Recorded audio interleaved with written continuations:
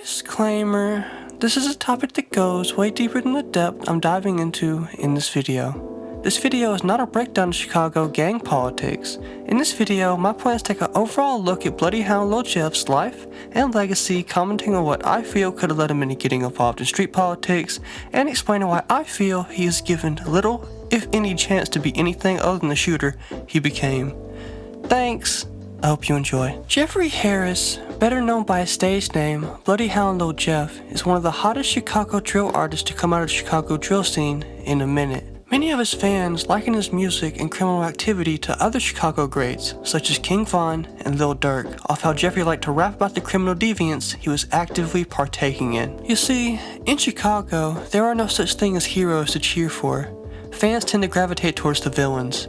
And in this, I'd say Jeff was the perfect candidate to take the role of the new face of the Chicago drill scene. This video will mainly be focused on Jeff's come up and his music career trajectory. I will touch on some gang politics, but if you would like a way more well-rounded and in-depth documentary going over everything in Jeff's life, I'd heavily recommend y'all go and watch Trap Lord Ross's documentary on his life. He goes way more in-depth than me. With that out the way, let's get to the video. Growing up on the south side of Chicago, in a hood that goes by Flipside, Jeffrey wasn't active in the streets at an early age, though seeing that his older brother, Jay Boogie, and his father, Jeffrey Sr., were well-respected affiliates in his area, Jeff would be exposed to street activities and the negativity that comes along with it at an early age. Jeff's older brother, Jay Boogie, began to kind of migrate a little bit to the north of Flipside and began hanging out with members of a crew called Chris World in the Woodlawn area of Chicago. This crew would be decently close in proximity to Drill City, the hood that Lil Jeff would later find himself in, later on in life. Now would probably be a good time to mention that Jay Boogie himself has gained a cult following in the Chicago drill scene, off the work he put in for his crew and the music he'll be referenced in. With all that being said, I'ma mainly focus on Lil Jeff's story, as it'd take forever for me to accurately describe Jay Boogie's exploits and theories around him. Maybe I'll go more in depth in a later video, let me know if y'all want to see that. Growing up, Jeff's father wouldn't be in his life too much, as he would end up getting arrested when Jeff was really young.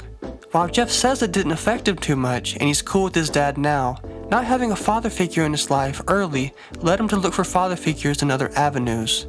I feel as if his older brother Jay Boogie took on this role for him. Lil Jeff would go on to jump off the porch much later than other drill artists I've covered so far, as throughout high school he did his best to stay out of trouble and even had aspirations of becoming a pro basketball player. Though his proximity to the streets through his brother and his father also played a role and started to grab his attention, not at all helped by the consequences of Jay Boogie's street involvement. One such consequence came when Jeff was a 14-year-old teenager. In a later interview, Jeff would go on to say that his house got shot up off of one of Jay Boogie's many beefs, and a bullet ended up whizzing right past Jeff's head. This played a decent role in Jeff's fall into the streets. He added that while he wasn't actively doing shit himself, he was around it enough to be collateral damage if anything was to happen. The other event that served to propel Jeff into street activity would be the murder of one of his close friends, Kenny Mack, that Jeff was actually there for. This acted to serve as a wake-up call and pushed his mentality into that of us versus them. And you could see this with the blatant disregard for morality when it came to speaking on ops or doing shit to the other side. A lot of the Chicago youth fall into the trap of apathy, but I feel that Jeff gets a lot of satisfaction from his street activities. I'm getting a little ahead of myself though. The first time that Lil Jeff would make any public appearance in any music videos would be October 13th, 2021 in the Bloodhound Z Money music video for Gone MIA, where he'd just be vibing in the background, doing fuck all. Jeff would go on to have another music video cameo in a song featuring his older brother, where he would be carrying pistols and flexing a little. It was a little after this, on November 3rd, 2022, that Jeff would drop his first ever music video by the name of Can't Beat Us. The first lines of this song pretty much sums up Jeff's allure, in my opinion. I am not a rapper. Every single time Jeff is seen doing anything, it's either him doing criminal shit or him talking about criminal shit he has done. He's one of the few artists who I've seen who doesn't really give a fuck about music and is truly using his career to gloat and poke at his opposition.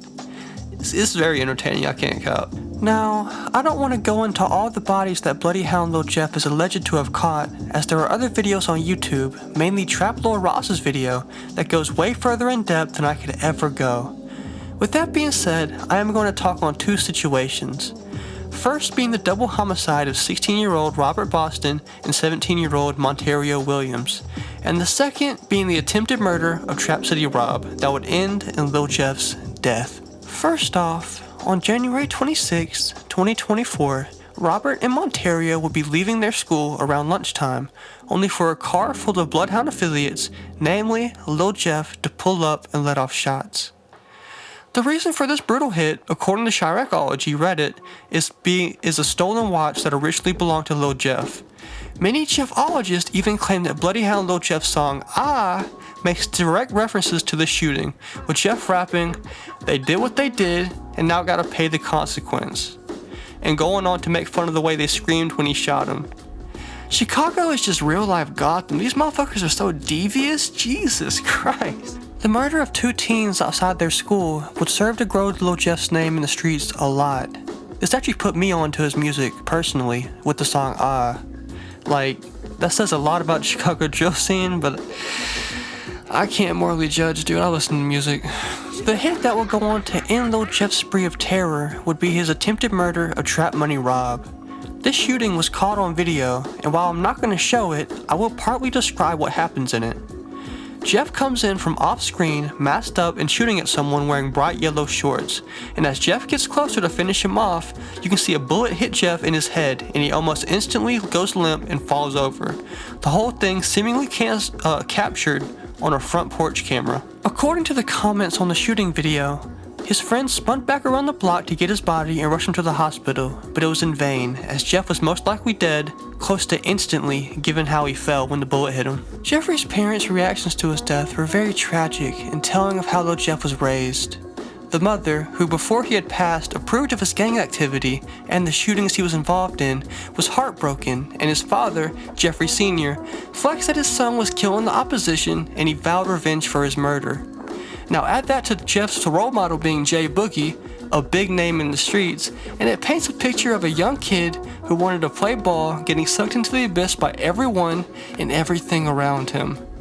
When your mother and father both celebrate your criminal activity, I feel like you have way less of a chance to avoid evil than you would otherwise. With that being said, the amount of satisfaction Jeff would get out of catching bodies shouldn't be understated. That motherfucker is the Joker of Chicago with how he'll murk something and then laugh about it hours later. After his death, Jeff's music would blow up quite a bit, stemming from an album titled Stepping in Blood, released soon after his passing, and having feats from Chicago legend G Herbo and a few of his affiliates. The story of Bloodyhound Lil Jeff is very much a case study for all the issues facing Chicago's youth at the moment, as he had little chance to be anything other than what he was, a shooter. When your parents, your area, and even the situations you witnessed all push you towards the streets, how are you supposed to pause and want for something better? I usually say with other artists they got into music to stay out of trouble, but in Lil Jeff's case, I feel like he only began making music to flex his criminal activities and smoke on ops. Not that I'm morally grandstanding, I do fuck with Jeff's music and I fuck with his story. It's just sad to see someone as lost as he was go out so fast. It feels like he never had a chance, but at the same time, his allure is that of an outlaw/shooter, and that's definitely the main draw of his music and personality. I can say that for certain. Remember, if you would like a far more in-depth video going over both the gang politics and the life of Bloodyhound Lil Jeff, I sincerely recommend you watch Trap Lord Ross's 3-hour documentary on him. If you like this video, be sure to like, comment, and subscribe with the bell to be notified of all my future uploads. My current plan is to do YBC Duel next week, unless of course y'all want to recommend someone else. I might stick in Chicago for a bit doing videos on Chucky, YFNJ, Fatso. Depending on how I'm feeling, it's whatever. I might do a Georgia artist, who fucking knows. With all that out the way, peace out, chill out. Fight for the future. I'm doing my part. I'm doing my part. I'm doing my part. I'm doing my part too. They're doing their part.